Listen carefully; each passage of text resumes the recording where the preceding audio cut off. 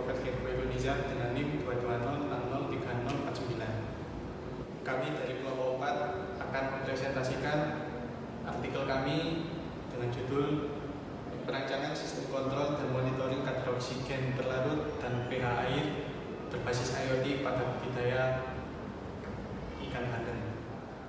Di Indonesia, khususnya di daerah Gresik, Jawa Timur, terdapat banyak tambak yang sebagian besar berfokus pada budidaya ikan bandeng. Dalam kegiatan budidaya ini, salah satu aspek penting yang harus diperhatikan adalah pelestarian lingkungan tambak ikan bandeng dapat tumbuh dan berkembang dengan baik jika lingkungannya nyaman dan menyerupai kondisi habitat aslinya. Oleh karena itu, menjaga kualitas air tambak menjadi faktor krusial untuk mendukung pertumbuhan dan perkembangan ikan bandeng secara optimal. Kualitas air yang berpengaruh pada pertumbuhan ikan antara lain oksigen terlarut, suhu, pH, dan salinitas.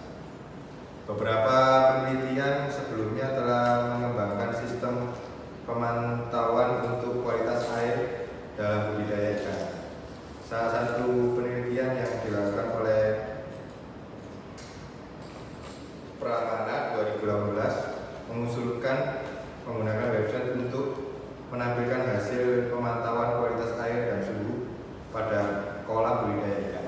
Meskipun menggunakan teknologi berbasis web, sistem ini memiliki kelemahan, yaitu waktu respon yang cukup lama, mencapai 44 menit, yang dapat menghambat proses pengambilan keputusan yang cepat.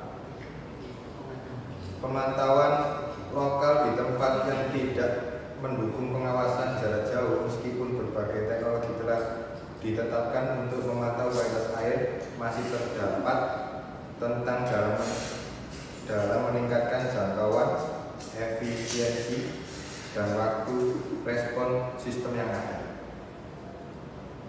Berdasarkan permasalahan yang dihadapi oleh penelitian-penelitian sebelumnya, penulis merancang sebuah sistem kontrol dan pemantauan kualitas air yang dapat memantau parameter oksigen terlarut dan pH air pada budidaya ikan bandeng.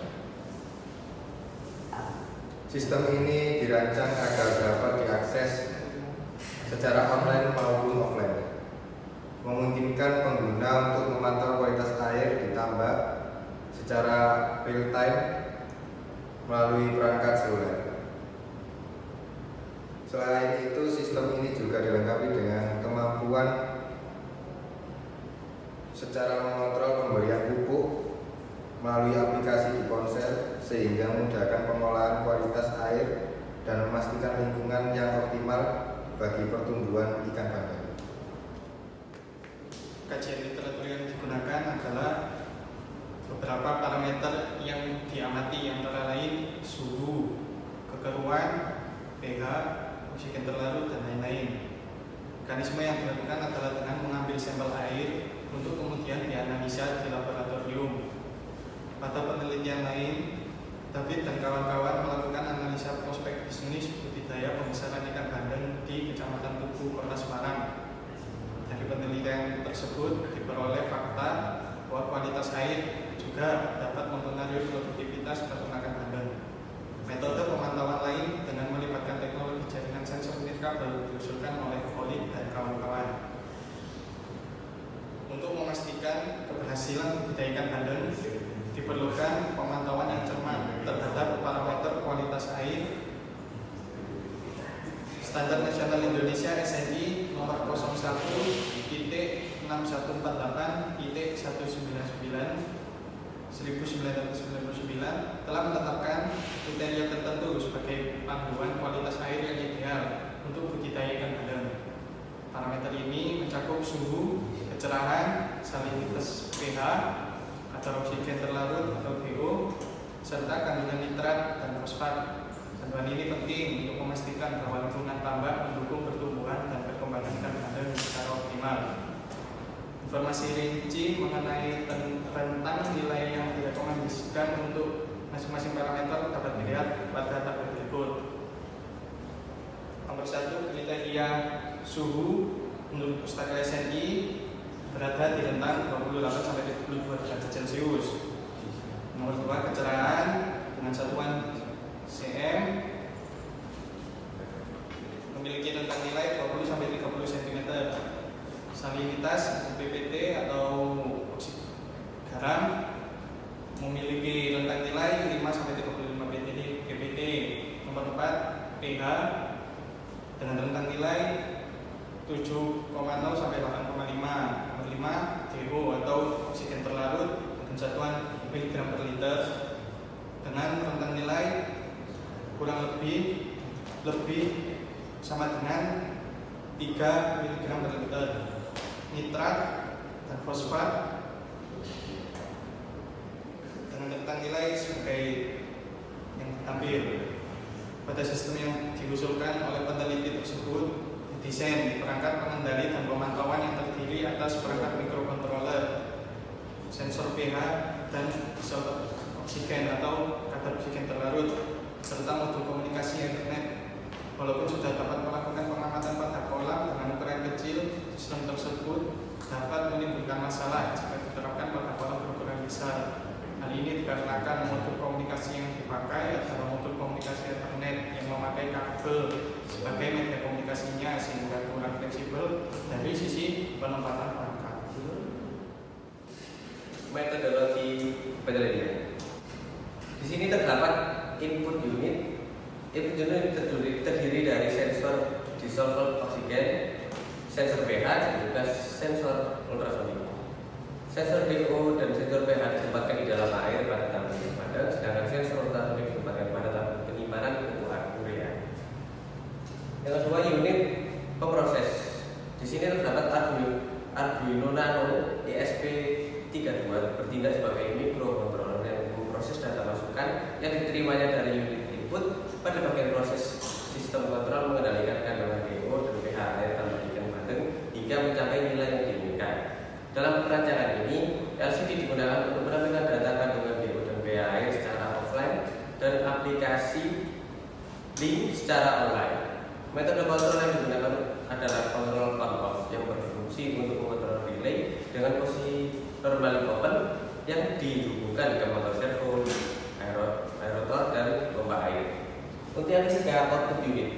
Output unit ini terdiri dari motor servo, aerator, dan pompa air yang mampu dijalankan secara online melalui aplikasi Blink dengan mengirim sinyal yang diterima oleh modul ESP32 yang telah terkoneksi dengan internet secara real-time.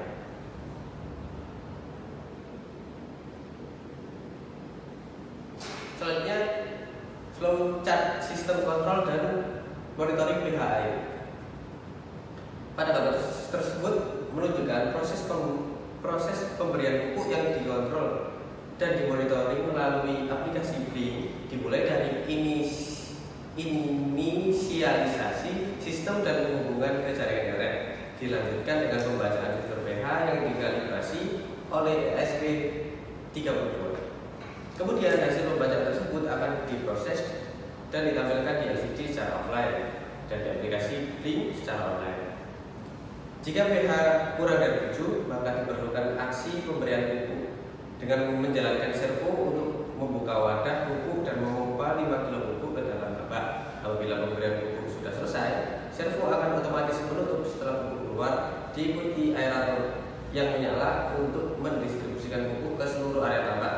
Jika pH kurang lebih dari 8, maka diperlukan aksi mensirkulasi air dengan menjalankan pompa buang dan pompa isi sampai kadar pH kurang dari 8. Setelah semua terpenuhi, data akan disimpan dan ESP32 akan mengirimkan data untuk ditampilkan secara real time di aplikasi Blink dan secara offline di LCD.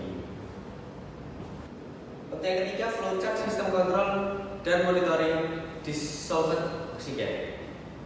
Pada gambar tersebut menunjukkan proses pengolahan DO dimulai dari inisialisasi sistem hingga koneksi ke jaringan internet, dikontrol dan dipantau melalui aplikasi Blink. Selanjutnya, nilai sensor DO dikalibrasi dengan ESP32. Hasil pembacaan diolah dan ditampilkan secara offline di LCD. Dan untuk dan online di aplikasi Blink. Jika DO kurang dari 5 atau DO lebih dari 8, maka diperlukan aksi menyalakan aerator untuk meningkatkan kadar DO dalam air, dan aerator akan berhenti saat DO sama dengan 6,5. Namun perlu diperhatikan bahwa hal ini dapat dilakukan pada siang hari dengan menyalakan aerator dengan frekuensi sedang. Hasil dan pembahasan. Optimalisasi hasil tambah menggunakan mikrokontroler Arduino sebagai alat mengontrol pemantau kualitas air didukung oleh beberapa instrumen, yaitu sensor pH, sensor disolver oksigen, dan sensor ultrasonik. Sensor pH yang digunakan adalah jenis SEN 10972 yang digunakan untuk mendeteksi tingkat keasaman dengan range 0 sampai 14 dalam kurung Na plus error ketika lebih dari 12,3 pH, dan respon kecepatannya dalam mendeteksi adalah sebesar 95% dalam 1 detik. Sensor ini sangat bagus digunakan untuk mendeteksi air tambak pada kondisi apapun, sehingga kontrol motor penyuplai ajit dan voltas bisa segera mengambil tindakan. Sensor DO yang digunakan adalah jenis SEN 0237A yang dikembangkan oleh DF Robot yang digunakan untuk mengukur kandungan oksigen terlarut dalam air dengan range 0 sampai 20 mg per liter, dan respon kecepatannya dalam mendeteksi adalah sebesar 98%, kurang dari 90 detik. Kecepatan respon tersebut dipengaruhi karena sensor DO DF Robot SEN 0237A menggunakan probe galvanik yang bekerja berdasarkan reaksi elektrokimia antara oksigen dan elektroda di dalam probe.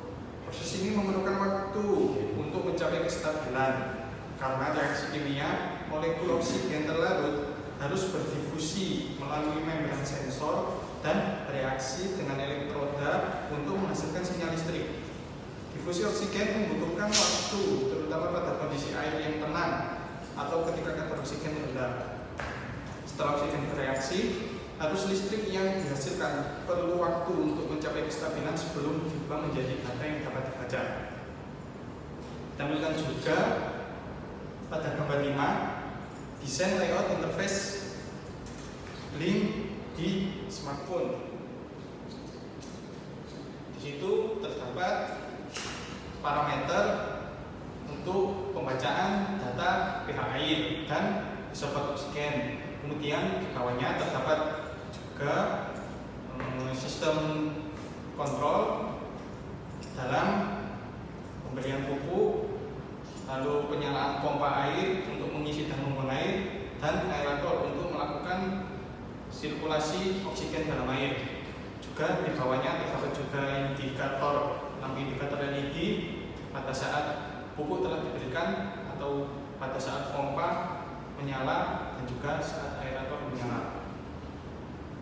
Berdasarkan kondisi di lapangan ini dapat dilihat bahwa masyarakat merasa cara yang dilakukan selama ini masih mempunyai banyak kekurangan dan dilakukan secara tradisional, sehingga masyarakat membutuhkan teknologi untuk mempermudah pekerjaan petambak, namun tidak mempunyai kemampuan untuk mengimplementasikan keinginan kelompok petambak. Melalui penelitian ini diharapkan mendapat solusi terhadap teknologi budidaya ikan bandeng dalam meningkatkan hasil produksi ikan bandeng dan kualitas ikan bandeng dengan memanfaatkan teknologi untuk pengelolaan air tambak. Perangkat yang akan dibuat dapat dimanfaatkan oleh petambak untuk mengakuisisi tingkat keasaman, pH, dan oksigen terlarut air tambak. Hasil proses akuisisi data selanjutnya dibandingkan dengan alat set point yang sebelumnya dimasukkan ke dalam sistem dan perangkat. Hasil dari proses perbandingan tersebut selanjutnya dijadikan sebagai nilai acuan untuk mengambil keputusan apakah pupuk akan dipompa masuk ke dalam tambak atau diperlukan sirkulasi. Kesimpulan, setelah semua proses pada perancangan pada sistem kontrol dan monitoring air berbasis Internet of Things atau IoT, maka dapat disimpulkan disimpulkan berupa hasil desain dengan menggunakan parameter kandungan pH dan oksigen terlarut dalam air diharapkan akan diperoleh peningkatan hasil produksi dan kualitas budidaya ikan bandeng yang baik. Pengelolaan yang baik terhadap air tambak merupakan salah satu faktor untuk mendapatkan sertifikasi cara budidaya ikan yang baik CBIB yang dikeluarkan oleh Dirjen Perikanan Budidaya. Menggunakan alat kontrol ini membantu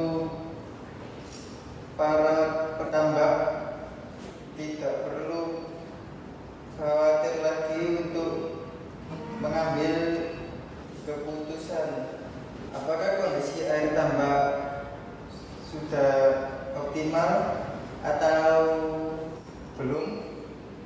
Alat ini bekerja secara real time dengan hasil monitoring data yang tersimpan dalam database yang berkoneksi dengan sistem IoT sehingga jika terjadi kematian pada ikan maka peneliti dapat melihat kondisi yang terjadi ketika petambak tengah memperhatikan kondisi tambaknya.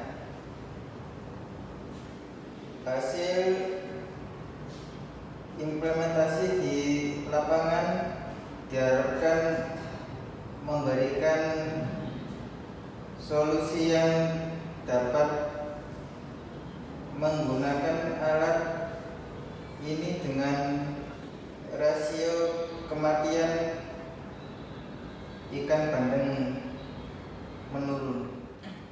Sekian presentasi dari kelompok kami